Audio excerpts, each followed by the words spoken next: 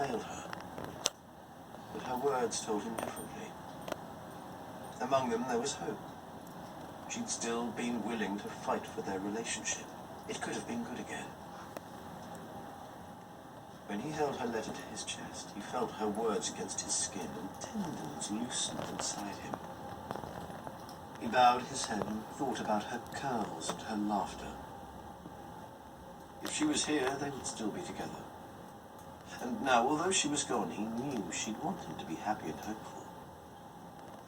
And he could strive for that. It could provide part of the framework he needed to move on. Perhaps he could try harder and feel better.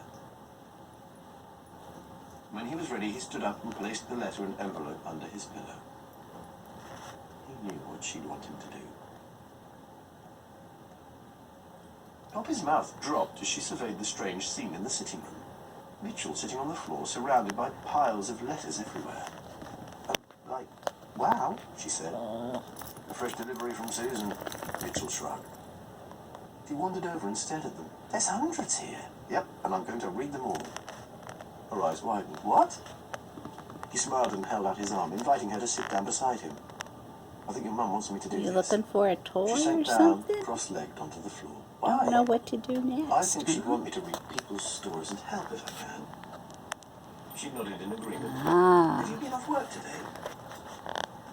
Mitchell explained how Russ had told him to take 7 days away from his job.